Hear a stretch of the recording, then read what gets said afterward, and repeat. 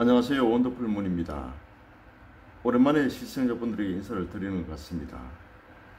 제 지인 중에 어떤 분이 요즘은 재테크에 대한 관심이 많고 원더풀 문이 경매에 대해서 조금 알고 있으니 조금하게 알고 있다는 거죠. 맞습니다. 경매에 대한 영상을 올리면 좋을 것 같다고 하여 제가 알고 있는 조그만 지식으로 영상을 만들어 보았습니다.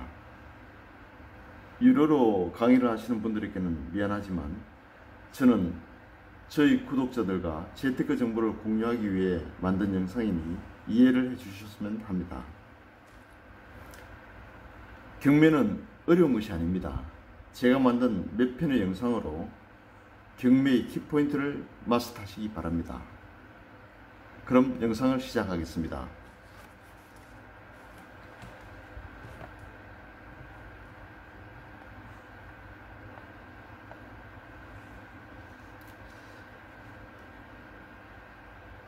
제목을 왕초보 경매 공부로 제가 만들어 보았습니다. 첫 번째, 경매란 무엇인가에 대해서 알아야 되겠죠. 그 다음 두 번째, 그러면 경매의 절차는 어떻게 되고 그 핵심 포인트는 무엇인가. 세 번째, 그럼 물건을 검색하는 방법과 고르는 법은 어떻게 되는가. 네 번째, 물건 분석 방법. 물건을 어떻게 분석해야 되는지에 대해서 설명을 드리고, 다섯 번째로 경매의 입찰과 낙찰, 그리고 여섯 번째 인도 명령 신청과 명도에 대해서. 여기까지만 하면 경매가 모든 게 끝이 납니다. 명도까지 하면. 그리고 뒤에 일곱 번째, 여덟 번째는 경매를 하기 위해서는 꼭 알아야 되는 그런 사항을 제가 달아보았습니다. 일곱 번째, 주택가 상가 건물의 임대차 보호법에 대해서 말씀을 드리겠고, 여덟 번째, 부동산 가격 상승 요인은 그럼 어떤 것이 있는가. 거기에 대해서 공부를 해보도록 하겠습니다. 이 정도면 알면 이제 경매에 대해서 내가 조금 알고 있다, 이렇게 말씀을 할 수 있습니다. 원더풀 문 정도는 알 수 있다, 이렇게 되겠죠. 첫 번째, 경매란 무엇인가? 경매가 무엇이겠습니까? 우리 TV에서도 경매 많이 보셨죠? 어떤 오래된 골동품을 내놓고 아니면 그림이라든가 아주 가치 있는 소장품을 내놓고 경매를 붙입니다. 그래서 어려운 사람들을 도와주기도 하고 이렇게 하죠. 경매란 그 사전적인 의미로 보면 그 두 번째, 물건을 사려는 사람이 여럿 있을 때 값을 가장 높이 부르는 사람에게 파는 일, 이것을 경매라고 보시면 됩니다. 우리 흔히 TV에서 보던 손을 들고 가격을 부르고 가장 높은 사람에게 낙찰시키는, 당첨시키는, 그게 바로 경매라고 그렇게 보시면 됩니다. 그 어려운 말로 위에 좀 적어놨죠. 채무자, 빚진 사람을 얘기하죠. 채무자가 돈을 갚지 않았을 때 채권자, 그 돈을 빌려준 사람이 법원에 신청해서 받는 것을 경매라고 한다, 이렇게 이제 보시면 됩니다. 그 다음에 이제 경매는 그러면 어떤 종류가 있는가? 흔히 두 가지로 있습니다. 강제 경매라는 게 있고 임의 경매라는 게 있습니다. 강제 경매는 말 그대로 법원에서 강제로 처리하는 것을 강제 경매라고 볼 수 있고, 임의 경매는 채권자가 담보권을 가지고 법원에 신청하는 것을 임의 경매라고 보시면 됩니다. 강제 경매도 뜻을 한번 천천히 읽어볼까요? 채권자가 채권을 증명하는 판결문과 같은 서류를 법원에 제출하여 강제로 처리하는 것을 강제 경매라, 이렇게 보시면 되고, 임의 경매는 조금 전에 말씀드렸고, 그렇게 하는 것이 경매의 두 가지 종류라고 보시면 됩니다. 그럼 두 번째, 경매의 절차와 핵심 포인트에 대해서 말씀을 드렸습니다. 우리 경매를 하려면 당연히 절차를 알아야 되겠죠. 그럼 첫 번째, 경매 절차, 먼저 물건을 검색을 해야 됩니다. 물건을 검색해야 하고, 두 번째 현장 조사를 해야 됩니다. 아무리 그 물건이 서류상으로 좋게 되어 있더라도 현장에 가보면 완전 확인이 다릅니다. 어떤 경우는 서류보다 더 인터넷에 나온 그런 정보보다 더 좋은 물건을 고를 수도 있고, 현장에 가보면 더 좋은 것도 있고, 어떤 경우는 사진과 인터넷의 자료는 상당히 좋습니다만 실제 현장에 가보면 거의 쓰레기 물건이 나와 있는 경우도 있습니다. 경매하실 때 물론 힘드시면 꼭 발품을 파셔야 됩니다. 임장은 필히 하시고 경매를 입찰을 들어가고 낙찰을 받아야 됩니다. 그 다음 세 번째로 중요한 것이 바로 권리 분석입니다. 권리 분석이 상당히 중요합니다. 이 내용을 아셔야 경매를 할 수 있습니다. 우리가 싸다고 해서 덜컥 경매 낙찰을 받고 보면 나중에 대항력이 있는 임차인들이 있어서 현재 경매받은 금액보다 더 많은 금액을 부담을 해야 되는 경우가 있습니다. 그렇기 때문에 권리 분석이 가장 중요한 그런 내용이라고 보시면 됩니다. 그다음 우리가 권리 분석이 끝나면 그러면 법원에 들어가서 입찰을 하게 됩니다. 입찰을 하게 되는데 입찰을 하고 낙찰을 받으면 됩니다. 그 입찰, 유찰, 낙찰, 폐찰 이런 용어를 제가 적어놨습니다만, 입찰은 법원에 들어가서 경매를 시작하는 걸 입찰이라고 하겠죠. 그 다음에 유찰이라고 하는 것은 우리 경매를 입찰을 해가지고 여러 명 입찰을 했는데 아니면 입찰을 한 사람 아무도 없을 때, 그럴 때 이 경매가 끝나는 것이 아니고 다음으로 넘어갑니다. 그걸 바로 유찰이라고 합니다.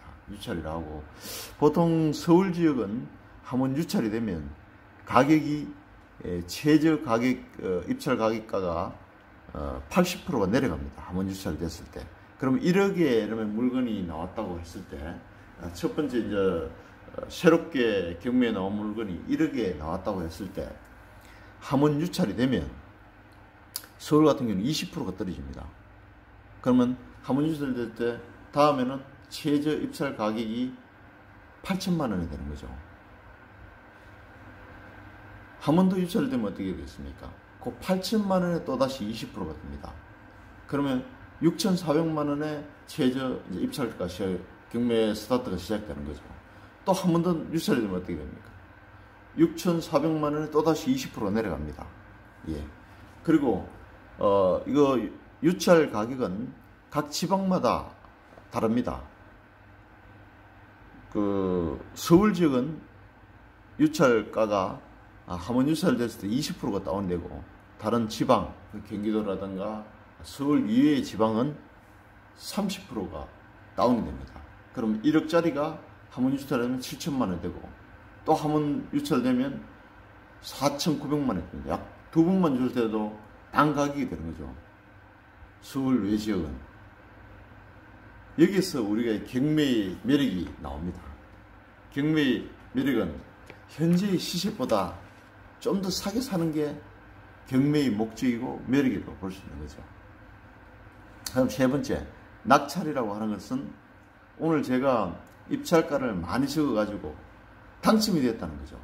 이제 이거는 제 물건이 된다는 거죠. 물론 대금을 지급을 해야 제 물건이 되는 거죠. 그 다음에 폐찰이라는 게 있습니다. 폐찰. 폐찰은 말 그대로 떨어졌다는 거죠. 제가 1억짜리를 1억 천에 입찰가를 짓는데 다른 사람이 1억 2천에 돼가지고 낙찰이 되면 저는 이제 떨어지는 폐찰이 되는 거죠. 그렇게 보시면 됩니다. 운이 좋아서 첫 번째 입찰을 했는데 바로 낙찰이 되는 것도 있지만 대부분 폐찰되는 거 많겠죠. 왜냐하면 경쟁률이, 어떤 좋은 물건들은 경쟁률이 상당히 높습니다.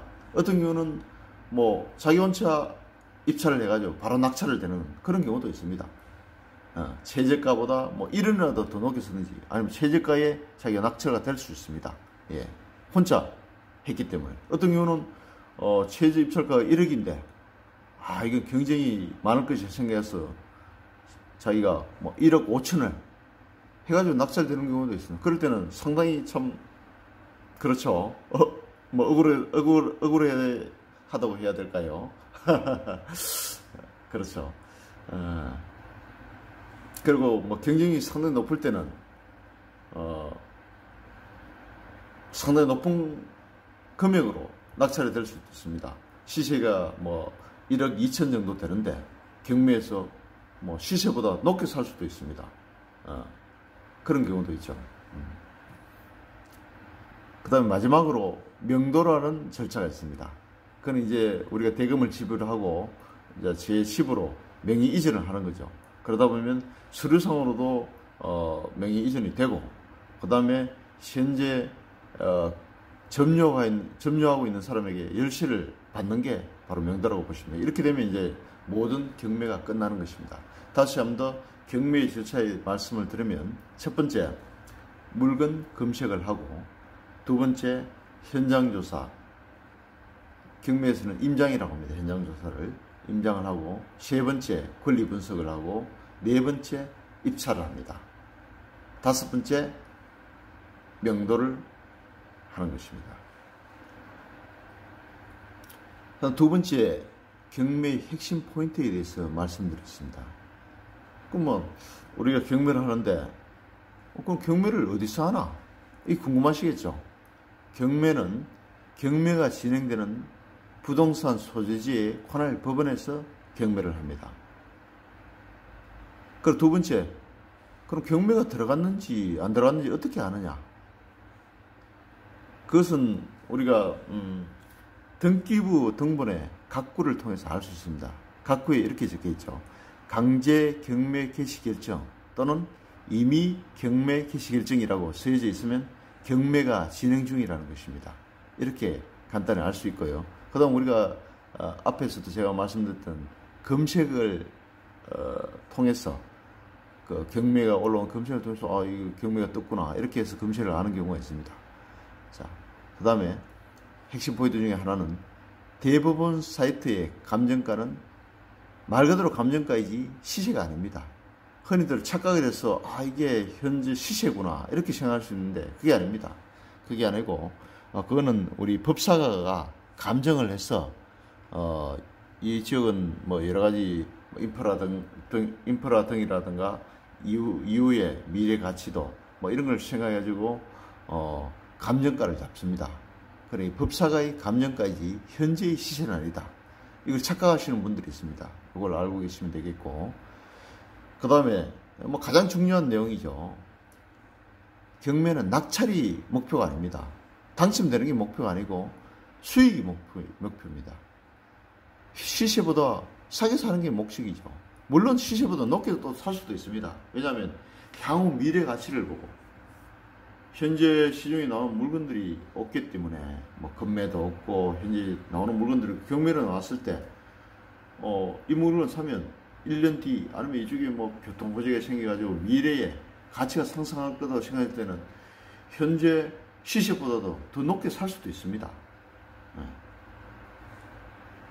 일단은 결론은 수익을 향후에 몇 년 뒤에 자기 수익을 목표로 해서 그 낙찰가, 입찰가를 적으시면 되는 것입니다. 그래서 낙찰을 받으면 되는 것입니다.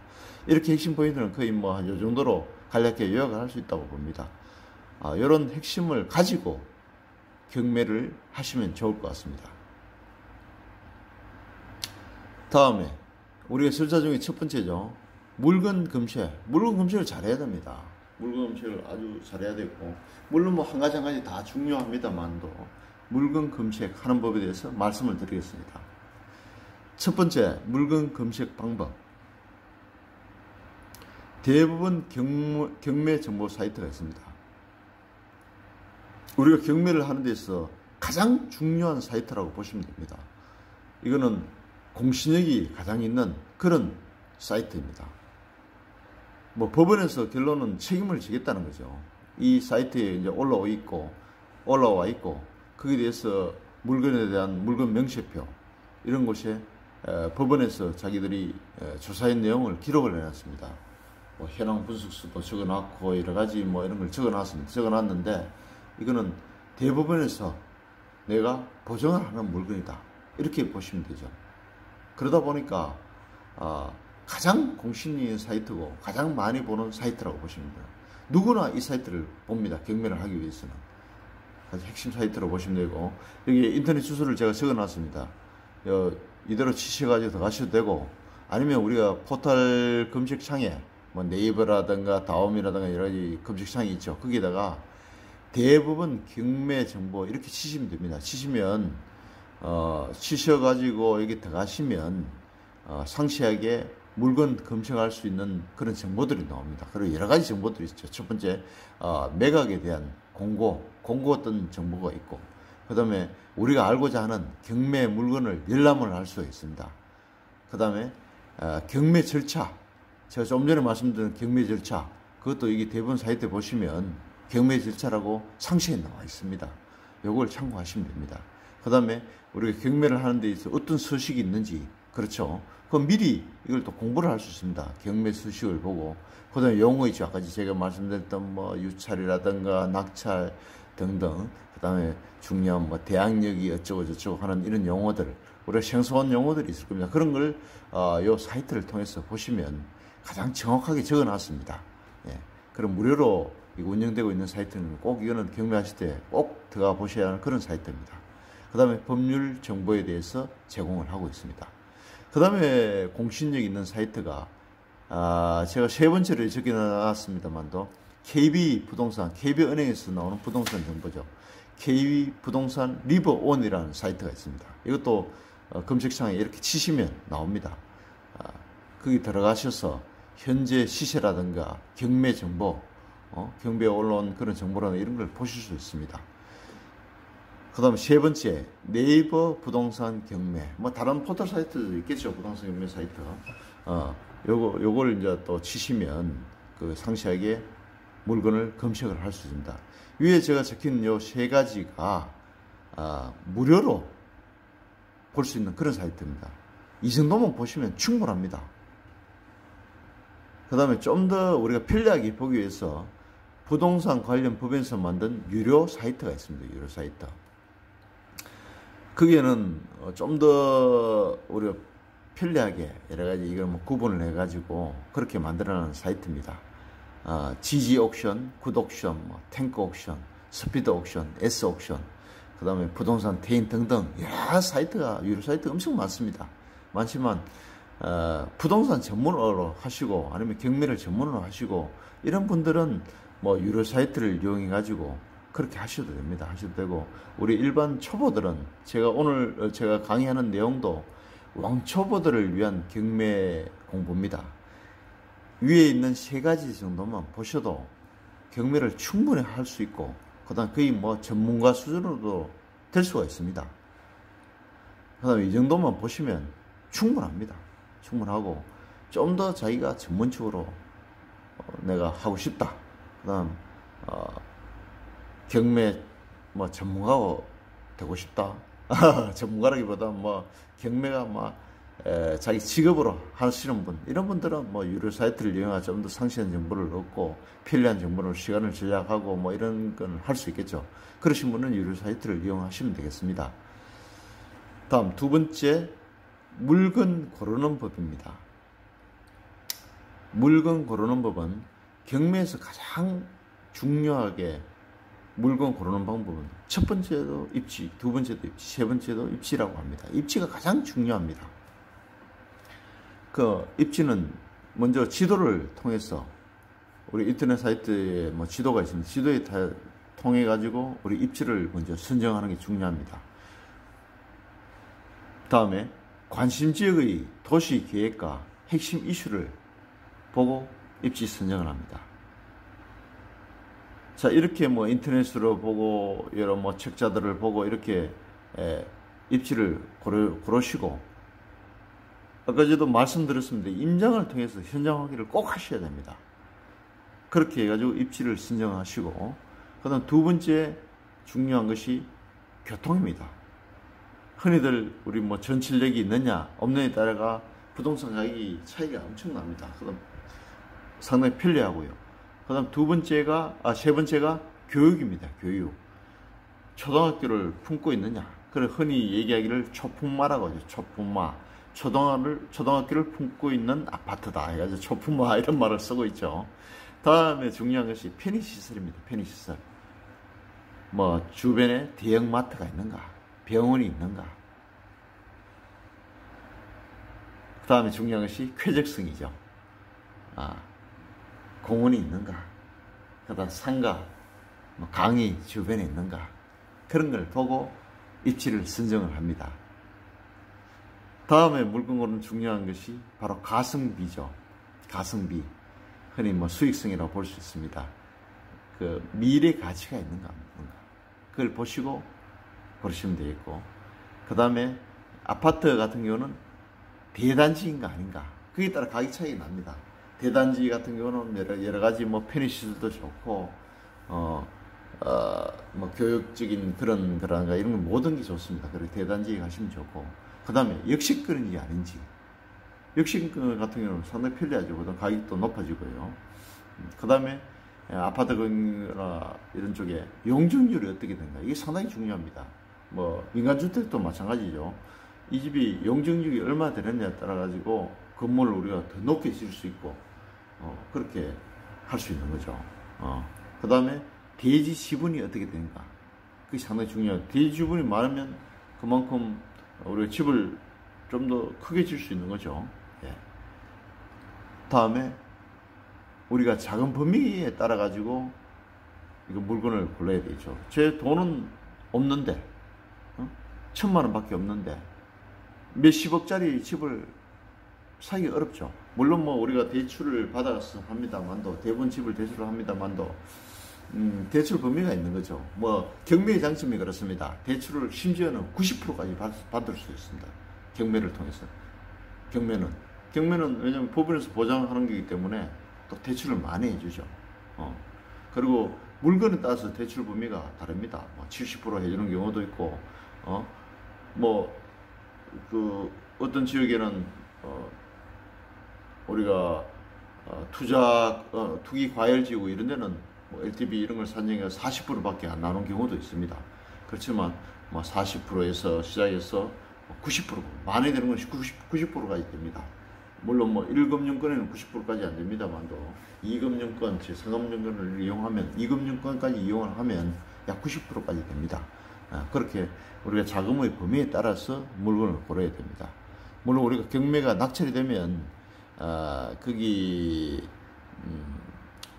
돈을 대출해 주는 것이죠. 거기에 하시는 실장님들이 그 법원 앞에 있습니다. 있으면서 명함을 막 나눠줍니다. 자기한테 대출을 받으라고. 거기 보면 그분들이 가장 잘합니다. 대출에 대해서는. 그분을 통해서 대출을 받으면 됩니다. 예. 다음에는 제가 좀 전에 말씀드렸던 데서 실질적으로 대범 사이트를 통해 가지고 이렇게 검색하는 법에 대해서 상세하게 말씀을 드리겠습니다. 이건 다음 강의 시간에, 오늘도 강의 시간이 좀 많이 길어진 것 같은데 다음 강의 시간에 제가 상세하게 또 말씀을 드리도록 하겠습니다. 오늘은 여기서 강의를 마쳐야 될 것 같습니다. 다음 강의를 들어보시고 마음에 드시면 구독, 좋아요를 눌러주시면 감사하겠습니다. 감사합니다.